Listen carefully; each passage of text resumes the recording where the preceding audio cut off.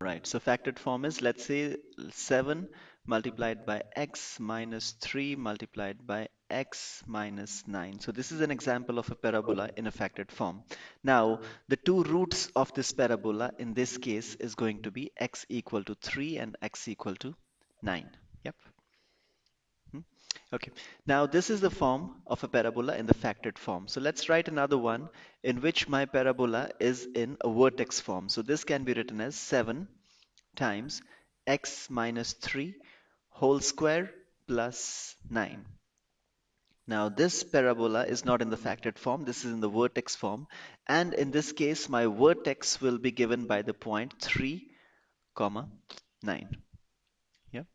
And one last form of parabola is y is equal to 7x square plus 3x plus 9. In this, you have different variables. You have A, B, C, and you can figure out the discriminant and you can figure out is it opening up or opening down. This is just the standard form of a parabola. Now, you know what? In today's class, we should be super clear with all these three forms of parabola because in today's class, we will see some questions wherein you would have to convert one form of parabola to other form of parabola. So now, Perfect. A part says, now this equation is given to me in the standard form.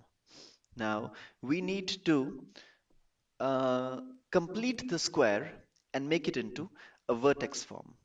So let's see how do we do this. So standard form is y is equal to negative half and then x square and then plus 4x plus 2. Now, equation in the vertex form looks something like, if I have my vertex form equation, it looks something like y is equal to a into x minus h whole square plus k.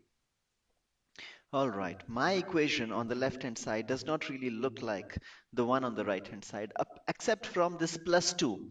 This looks to me like this is plus k. So this is fine, this is fine. The only thing is, for the first two terms, negative half x square and plus 4x, this doesn't look like to me in this form. So what I'll do is, to make it look like this, let me take negative half common from the first two terms.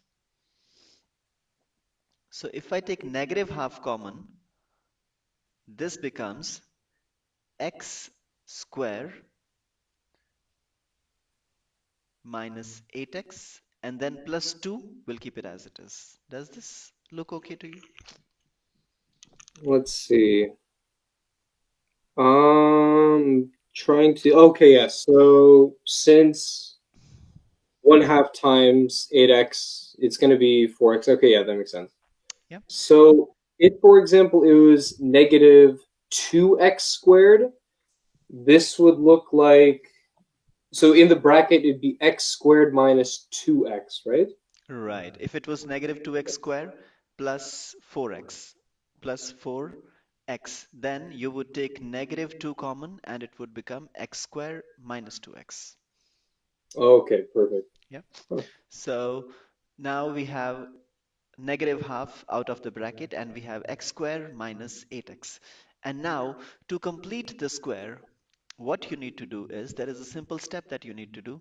So you can write negative half outside just like this.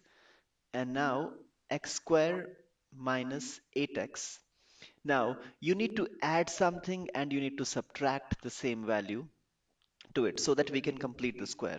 And what is this value that you have to add is this is always half of b.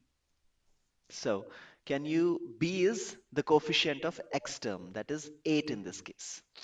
So if I half 8, it would be 4 Mhm. and 4 square would be 16. So I would be adding 16 and subtracting 16 in this case.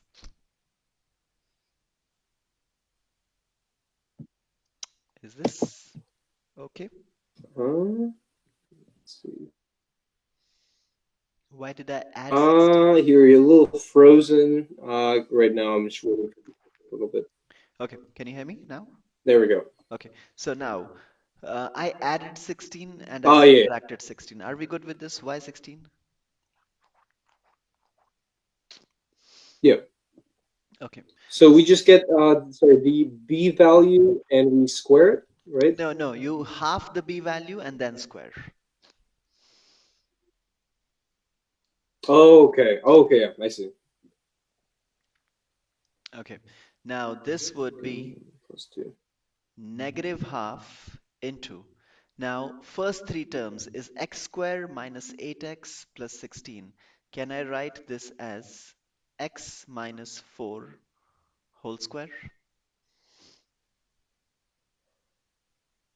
Be- Yeah.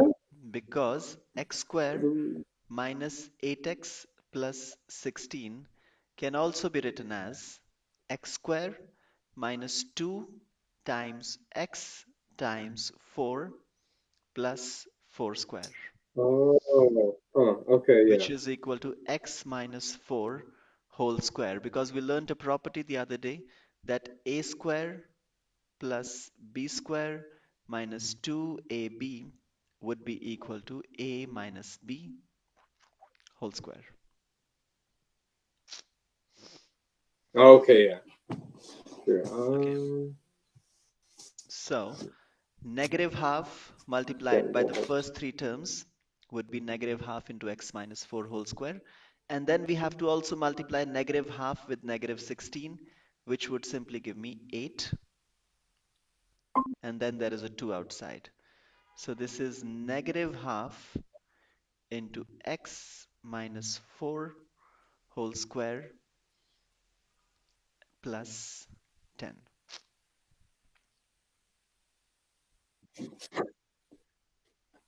Okay?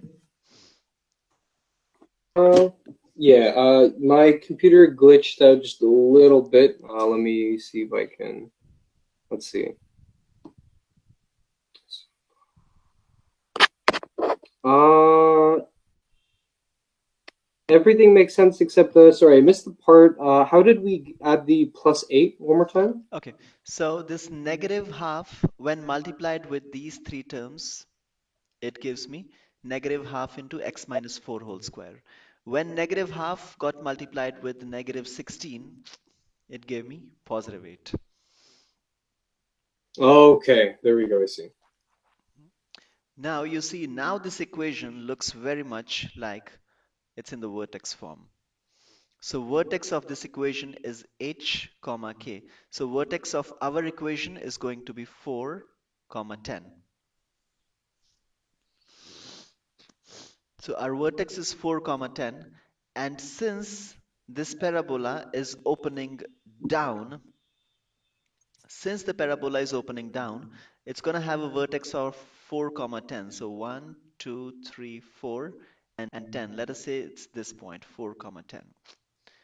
And it's going to be a parabola which looks something like this, wherein my vertex is at 4 comma 10.